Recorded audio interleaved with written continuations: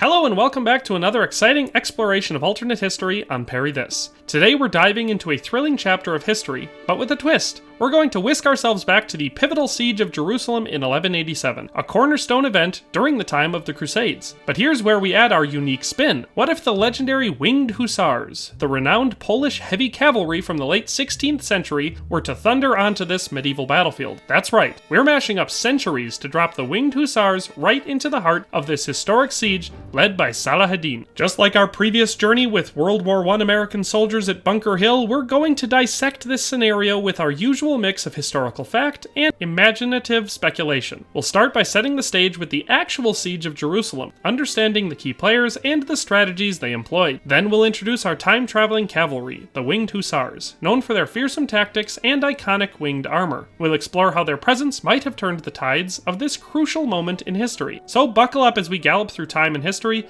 blending the might of the Winged Hussars with the desperation and fervor of the Crusader defenders of Jerusalem. Will the addition of this formidable force alter the course of history? Stay tuned as we unravel this fascinating what-if scenario. Don't forget, as always, your thoughts and ideas are what make these journeys through time and history so much fun. So be sure to take your time and leave your thoughts in the comments below. But let's get started. Historical background: the Siege of Jerusalem, 1187. Alright folks, before we dive into our mind-bending hypothetical, let's ground ourselves in the real history of the Siege of Jerusalem in 1187. This was a pivotal moment, not just in the Crusades, but in the broader tapestry of medieval history. The stage for this siege was set in the boiling pot of Middle Eastern politics and religious fervor. Jerusalem, a city sacred to Christians, Jews, and Muslims, had been under Christian control since the First Crusade in 1099. Fast forward almost a century and the region was a chessboard of power struggles, with the Crusader states, established by European nobles, clashing with the Muslim forces who sought to reclaim their lands. Enter Saladin, or Saladin, a name that resonates through history with a mix of respect and awe. A brilliant military leader and a unifier, Saladin was risen to prominence in the Muslim world. His aim? To counter the Crusader states, and most importantly, to recapture Jerusalem. Saladin was not just a master strategist, but also known for his chivalry and honor, qualities that earned him admiration from friends and foes alike. The spark that lit the fuse was the Battle of Hattin in 1187. It was a disaster for the Crusaders, leading to the capture of the True Cross, a symbol of immense importance to the Christian forces. Saladin capitalized on this victory, sweeping through the Crusader territories, and by September he was knocking on Jerusalem's gates. The city was under the stewardship of Balian of Ibelin, a respected noble and competent military leader. However, the odds were starkly against him. Jerusalem's defenses had been weakened, and the city's population swelled with refugees. Saladin, with a well-organized army and a string of victories bolstering his campaign, laid siege to the city. What unfolded over the next 2 weeks was a tense and dramatic standoff. Saladin's forces encircled the city, cutting off supplies and weakening the morale of the defenders. Despite being outnumbered and outmatched, the defenders of Jerusalem, inspired by their cause and the leadership of Balian, put up a staunch resistance. However, the writing was on the wall. After negotiations, an agreement was reached, allowing for the peaceful surrender of the city to Saladin, in exchange for the safe passage of Christian pilgrims and residents out of Jerusalem. The fall of Jerusalem was a turning point. It sent shockwaves through Europe, leading to the Third Crusade, an endeavor marked by kings and legends. But in our timeline, let's add a twist. What if the Winged Hussars, those legendary Polish cavalrymen, thundered onto this scene? How would their presence reshape this pivotal moment in history? Stick around as we gallop into this wild what-if in the next section. The Winged Hussars, a force like no other. Now that we've set the scene for the Siege of Jerusalem, let's turn the clock forward a few hundred years and introduce the stars of our hypothetical scenario, the Winged Hussars. These were not just any cavalry. They were the elite of the Polish army, a symbol of military prowess and grandeur that left an indelible mark in history. First rising to prominence in the late 16th century, the Winged Hussars were a key component of the Polish-Lithuanian Commonwealth's military. They were a heavy cavalry par excellence, known for their distinctive and intimidating appearance. Most iconic were the wings, a unique feature that often attached to their armor or the saddles of their horses. While there's debate among historians about the function of these wings, and whether they were used in battle or just for ceremonial purposes, there's no denying the psychological impact that they would have on their foes. But the Winged Hussars weren't just about show. They brought substance to the battlefield. Their primary weapon was a long, heavy lance, used with devastating effect in their signature tactic, the charge. When the Hussars charged, it was like a thunderbolt. Fast, powerful, and terrifying. They would form up in tight ranks, build up speed, and then smash into enemy lines with their lances, often breaking formations on the first strike. Their armor was a blend of functional and ornate. It had to be sturdy enough to offer protection, but light enough to not impede their mobility. In addition to lances, they were equipped with sabers for close combat and pistols for range attacks. Their horses were another crucial element. Strong, fast, and well-trained, able to carry the weight of an armored rider and his gear. In battle, the Winged Hussars were a force to be reckoned with. They played pivotal roles in numerous battles, most famously the Battle of Vienna in 1683, where they were instrumental in lifting the Ottoman siege. Their tactics, centered around the shock and awe of their charge, could turn the tide of many battles. Now imagine these battle-hardened warriors with their thunderous charge and awe-inspiring presence appearing at the siege of Jerusalem in 1187. How would the defenders react to this unexpected reinforcement? What would Saladin make of these fearsome newcomers? In our next section, we'll delve into the fascinating what-if scenario, blending centuries to rewrite a chapter of history. The hypothetical scenario, Winged Hussars at Jerusalem in 1187. Let's embark on a journey through the corridors of time to the moment where history and imagination collide. Picture this. The year is 1187, and Jerusalem is under siege. The city's defenders, led by Balian of Ibelin, are holding out against Saladin's formidable force. Historically, Saladin's army numbered around 20,000 soldiers, a mix of cavalry and infantry, well organized and battle-hardened. The defenders, on the other hand, were significantly outnumbered, with estimates suggesting that they had only a few thousand men, many of them non-combatants. All hope appears to be lost for the besieged Christians, as they are surrounded and outnumbered by Saladin's army.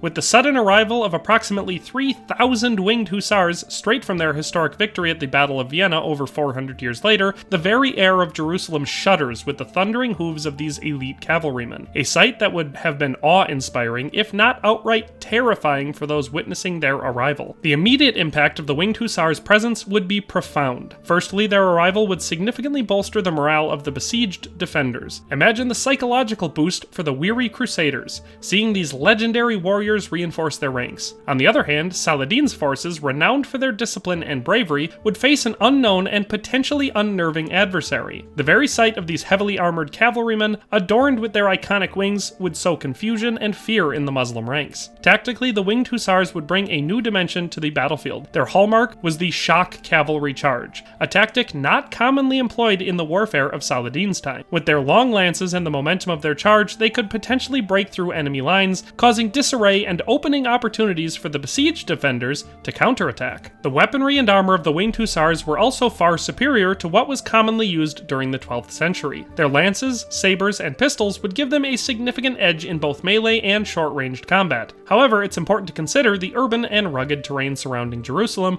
which could limit the effectiveness of large-scale cavalry charges. Saladin, a master strategist, would likely adapt his tactics in response to this new threat. He might avoid open field battles where the Hussars would excel, focusing instead on maintaining the siege and forcing a battle within the confined city streets, where the mobility of the Hussars could be neutralized. In our alternate history, the Winged Hussars' intervention could lead to several outcomes. A decisive charge might disrupt Saladin's encirclement, allowing the Crusaders to break the siege and force Saladin to retreat. Alternatively, the Hussars' presence could prolong the siege, leading to a negotiated settlement under different terms. In summary, the addition of the Winged Hussars to the siege of Jerusalem would not only change the military dynamics, but also the psychological and strategic aspects of the battle. In the next section, we'll explore the potential outcomes and implications of this altered historical event. Tactical analysis and potential outcomes. The Winged Hussars at Jerusalem. In our alternate history scenario, where the Winged Hussars arrive at the siege of Jerusalem in 1187, their introduction would dramatically shift the balance of power. Drawing from their success at the Battle of Vienna, the Hussars would likely employ a similar approach to break Saladin's siege lines, leveraging their advanced tactics, weaponry, and armor. Tactical deployment. The Winged Hussars, adept at open field combat,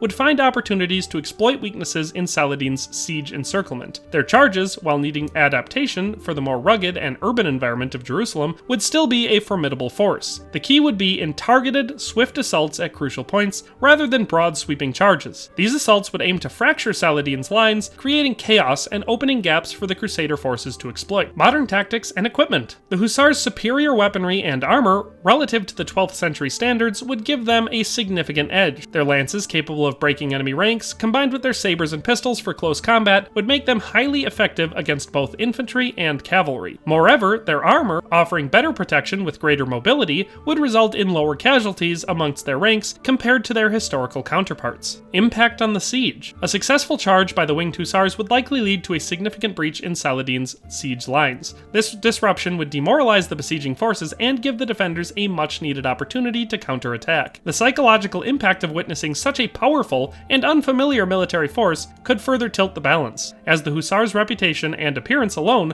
were often enough to intimidate their opponents. Broader implications. The intervention of the Winged Hussars could potentially turn the tide of the siege, leading to its lifting and the retention of Jerusalem under Christian control. Such a victory would not only have immediate military consequences, but also profound political and religious implications. It would bolster the morale and position of the Crusader states, possibly altering the course of the Crusades in the long term. For Saladin, facing an unprecedented military force and the outcome of this siege would require a reassessment of his strategies and objectives in the region. In summary, the Winged Hussars' presence at the siege of Jerusalem would be a game changer. Their advanced tactics and equipment, along with their proven effectiveness in battle, would likely result in a decisive breaking of the siege, low casualties for the Hussars, and a significant shift in the historical trajectory of the Crusades. In wrapping up our journey through the fascinating historical what-if, we've seen how the addition of the Winged Hussars to the siege of Jerusalem in 1187 could have radically altered the course of history. Their formidable military tactics, coupled with their advanced weaponry and armor, might have turned the tide in favor of the Crusader forces, disrupting Saladin's plans and potentially changing the narrative of the Crusades. This exercise in speculative history isn't just about reimagining the past. It's a lens through which we can appreciate the complexities and nuances of historical events. It reminds us that history is often a tapestry woven from countless threads of what-ifs, each capable of altering this pattern in profound ways. As always, I invite you to dive into the discussion. What do you think would have happened if the Winged Hussars appeared at the Siege of Jerusalem? How do you think history would have been rewritten? Share your thoughts and ideas in the comments section below. Thank you for joining me on this historical adventure. Your insights and engagement make these explorations all the more enriching. Stay tuned for more thought-provoking journeys into the realms of history and imagination. Until next time, keep pondering the past and its myriad possibilities, and I'll see you on the next battlefield.